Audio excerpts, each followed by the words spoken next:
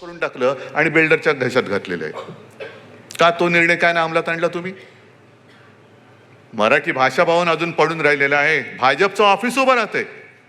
ते सुद्धा कुठल्या ते सामन्यात बातमी दिली होती, ते सुद्धा असं सगळं तो भूखंड ढापून. तुमच्या पक्षाची कार्यालय तुम्ही बिनदिक्तपणाने उभी करतायत, पण माझ्या मातृभाषेचं भवन ह्याही करायला तुम्हाला मुहूर्त शोधायला लागतोय. कसले तुम्ही मुख्यमंत्री? कोणत्या राज्याचे तुम्ही मुख्यमंत्री? आणि एक नक्की आहे की महाराष्ट्राला एका प्रादेशिक पक्षाची गरज आहेच आणि ती शिवसेना आहेच.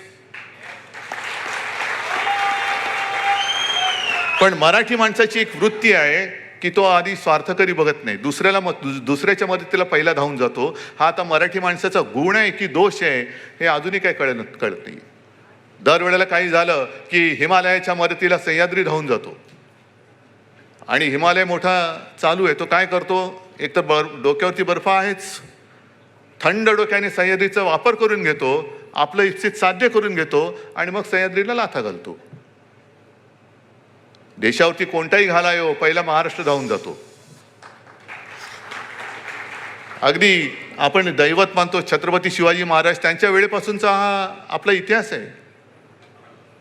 बाकीच्यांसारखं नाहीये की स्वतःचं ठेवलं झाकून आणि दुसऱ्याचं पाहिलं वाकून. नाही, आपलं म्हणजे तानाजी जो होता ना आधी लगेच कोंडाण्याचं, तसं दुसऱ्यावरचं संकट हे पहिलं त्याला तोंड देणं, त्याला मदत करणं हा महाराष्ट्रावरचा संस्कार आहे. आता तो दोष म्हणून जर का कोण त्याचा दुरुपयोग करत असेल तर ते आपलं दुर्दैव आहे. पण आज परत खरंच गरज आहे.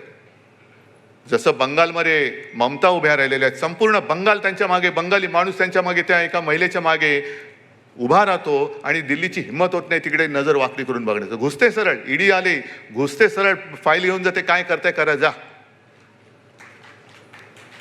तामिळनाडूमध्ये सुद्धा तेच आहे. आम्हाला भाषेचा अभिमान जरूर आहे, पण आम्ही देश हा, हिंदुस्थान हा आमचा मानतोच ना, आमचाच आहे. आम्ही सगळे अनेकतातून एकता म्हणजे काय आहे नेमकं? भाषावर प्रांतरचना झाली ही काय आपण नाही केली? प्रत्येक भाषेला राज्य मिळालं, त्या राज्याला राजधानी मिळाली. तसं आम्हाला आमचा महाराष्ट्र आहे. महाराष्ट्रात आम्हाला सुखाने राहू द्या ना. तुम्ही तुमच्या घरात व्हा ना मोठे, आम्ही कुठे काय म्हणतोय. आमच्या घरात सुद्धा आल्यानंतर, तुम्ही घरात आल्यानंतर आम्ही मराठी माणूस इथला मालक आहे, तुम्ही आमच्या सोबत राहा, आम्ही कुठे नाही म्हणतोय. पण घरावरती मालकी सांगायला लागला, जसं आता तुम्ही म्हणालात गद्दार गेले आणि ते माझ्या पक्षावरती मालकी सांगायला लागले, तर मग सहन कसं करायचं? मग सहन कसं करायचं? आणि भाजपचं जी एक नीती आहे, पहिल्यांदा प्रादेशिक जी काही संस्कृती आहे, भाषा आहे, संस्कार ते मारून टाकायचे, खतम करायचे. आणि मग त्यांचं सगळं वन नेशन वन इलेक्शन, म्हणजे एक नेता एक, ते पहिलं होतं ना, एक विधान एक निशाण एक प्रधान. आपल्याला सुद्धा वाटलं अरे वा चांगलंय, एक निशाण पाहिजेच, तो तिरंगा पाहिजे. भाजपचं फडकं नकोय आम्हाला, तिरंगा पाहिजे माझ्या भारत मातेचा, आपला देशाचा तिरंगा पाहिजे, तो आम्ही ध्वज मानतो. एक विधान म्हणजे आपलं संविधान आणि एक प्रधान म्हणजे देशातून निवडून गेलेला प्रधान. आम्ही म्हणू तोच, अजिबात नाही, तो नाही चालणार. आणि आता मला भीती वाटायला लागली की आता जनगण मन सुद्धा मारतील की काय, कारण त्याच्यामध्ये सगळे पंजाब, सिंध, गुजरात, मराठा सगळं आपल्या प्रांताची एक एक उल्लेख आहेत, अभिमानाने उल्लेख केलेला आहे. हे आपलं राष्ट्रगीत आहे. प्रादेशिक अस्मिता मारून टाकायच्या, खतम करायच्या, त्याच्यावरती सगळं त्यांचं हिंदीकरण करायचं. आत्ता तुम्ही पेटीवरती गाणी ऐकली, कितीतरी गाणी हिंदी आहेत ना, त्या महाराष्ट्राने डोक्यावर घेतली नाहीत. आणि ही हिंदी गाणी अजरामर केली कोणी? मंगेशकर घराणं आहे, लता मंगेशकर, आशाताई, सगळे ते घराणं आहे. त्याच्यानंतर अनेक संगीतकार आहेत जे मराठी आहेत. यांनी त्याला ज्या काही चाली लावल्या, त्यांनी त्याच्यामुळे देशभर नाही जगभर ती गाणी आजही गाजत आहेत. आणि अगदी नुसते त्याचे सूर जरी ऐकले तरी कळतं हे गाणं आहे. ही एवढी लोकप्रियता त्या गाण्यांना या महाराष्ट्राने मिळवून दिलीच ना. मग सगळं काही चांगलं चाललेलं आहे, तर दुधामध्ये तुमच्याकडे साखर टाकायला नसेल पण मीठ तरी टाकू नका ना. सगळे पक्ष खतम करून टाकायचे. म्हणून ह्यांना शिवसेना नको आहे, कारण शिवसेना आहे, ती तुम्हाला पुरून उरणार आहे, तुम्ही त्याची चिंता करू नका. कारण त्यांना माहिती आहे की शिवसेना आहे तोपर्यंत महाराष्ट्रामध्ये मराठी माणूस ताठ मानेने उभा राहू शकतो. जे आम्हाला प्रश्न विचारतात शिवसेनेने मराठी माणसासाठी काय केलं, येऊन बघा ना, स्थानिक लोकाधिकार समितीने काय केलेलं आहे, अरविंद सावंत तिकडे बसलेत, भारतीय कामगार सेनेने काय केलेलं आहे. जर शिवसेना नसती, शिवसेना प्रणित स्थानिक लोकाधिकार समिती नसती, भारतीय कामगार सेना नसती, अशा अनेक सेना ज्या आहेत त्या जर का नसत्या तर मराठी माणसाची हालत आज त्याच्या घरामध्ये काय झाली असती. हा पहिला प्रश्न जे आपल्याला प्रश्न विचारतात त्यांना विचारा आणि मग त्यांना विचारायचं, अरे गधड्या, तू मराठी माणसासाठी एकदा तरी रस्त्यावर उतरलास का.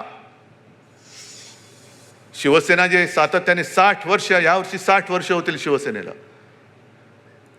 अजूनही आपण आपला झेंडा सोडलेला नाही. नेता आमचा एकच आहे, दैवत सुद्धा एकच आहे, भाषा सुद्धा एकच आहे. आम्ही असे बदलाबदल करणारे नाही आहोत. पण सातत्याने गेली 60 वर्ष मराठीसाठी लढणारी शिवसेना, हिंदुत्वासाठी झटणारी शिवसेना, हे असं भाजपवाल्यांनी सांगावं मराठीसाठी किती वेळा ते रस्त्यावरती उतरले. आणि महाराष्ट्रामध्ये जमिनी बळकावण्यासाठी त्यांचे जे काही मित्र प्रयत्न करतायत त्यांच्यासाठी पोलीस कसे तुम्ही रस्त्यावरती उतरवतायत ते तुम्ही सांगा. चला, होऊन जाऊ द्या, माझी तयारी आहे. आम्ही मराठी माणसासाठी काय केलं हे आम्ही सांगतो आणि भाजप किती वेळा मराठी माणसासाठी रस्त्यावरती उतरला हे भाजपने सांगावं. नाही सांगू शकत. आणि पहिल्यांदा जे मी म्हटलं की हा आमचा स्वभाव आता दोष होत चाललेला आहे की दुसऱ्यासाठी पहिलं मदतीला धावून जायचं आहोतच, तो काय स्वभाव आमचा जात नाही. म्हणून शिवसेना आजपर्यंत जे काही समाजसेवा करत आली, कारण शिवसेना प्रमुखाने पहिल्यांदाच सांगितलं की 80% समाजसेवा आणि 20% राजकारण. मग ते रक्तदान असेल, कुठेही घातपात अपघात झाल्यानंतर ॲम्ब्युलन्स घेऊन धावणार कोण असेल तर तो शिवसैनिक आहे, तो शिवसैनिक आहे. आज हा मराठी भाषा दिन आम्ही साजरा करतोय. मी मागे सुद्धा बोललो होतो की आता नुसतं मराठीवरती काहीतरी आक्रमण होतंय, अरे दिमाखात साजरा केला पाहिजे. कोणाची हिंमत आहे बघू ना माझ्या मराठीला आडवं जाण्याची. येऊ द्या ना आडवा, कोण आडवा आहे तर तेच बघतोय. पण कोणी येतोय आणि आम्हाला हनुमान चालीसा शिकवतोय का? आमचं मारुती सूत्र काय कमी आहे? भीमरूपी महारुद्रा, त्याच्यात हनुमानाचं जे वर्णन आहे समर्थ रामदासांनी केलेलं आहे ते कितीतरी मजबूतीने त्याच्यासमोर आपण म्हणू शकतो. कशाला हनुमान चालीसा पाहिजे? म्हणा, हनुमान चालीसेला विरोध नाहीये. रामरक्षा सुद्धा आहे. अगदी अनेक जण हल्ली भगवद्गीता सांगतात. भगवद्गीता पहिली भगवद्गीता की वयाच्या 16 वर्षी ज्ञानेश्वरांनी तेव्हा ज्ञानेश्वरी लिहिली. मग भगवद्गीता देण्यापेक्षा आपण एकमेकाला ज्ञानेश्वरी का द्यायची नाही? का द्यायची नाही ज्ञानेश्वरी? त्याच्यामध्ये जो काय अर्थ आहे तो आजपर्यंत अनेकांना समजला नाही. असा अर्थ त्या काळामध्ये त्या ज्ञानेश्वरांनी सांगून गेलेत आपल्याला. ती ज्ञानेश्वरी आजपासून आपण एकमेकाला दिली पाहिजे. भगवद्गीता ठेवा, पूजा करू तिची, पण ज्ञानेश्वरी द्या. अगदी मोरी आले तरी सुद्धा त्यांना ज्ञानेश्वरी द्या.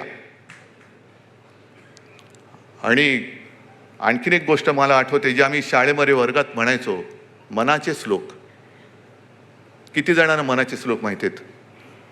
आणि मनाचे श्लोक माहिती आहेत ना? मग ते रोज जर का वाचले तर कोणी भाजपात जाणारच नाही, एवढी ताकद त्या मनाच्या श्लोकात आहे. कारण जगायचं कसं हे त्याच्यामध्ये दिलेलं आहे.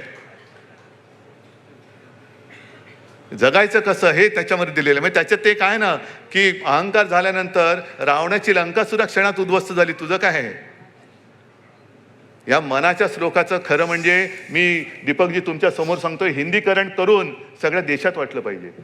काय आपल्या साधू संतांची ताकद होती, काय भाषा होती, काय संस्कार होते, काय संस्कार दिलेत. असं कुठे आहे राज्य? या संपूर्ण देशामध्ये असं राज्य मला दाखवा की जिथे एवढी संतांची परंपरा लाभलेली आहे, वीरांची परंपरा लाभलेली आहे, कलाकारांची परंपरा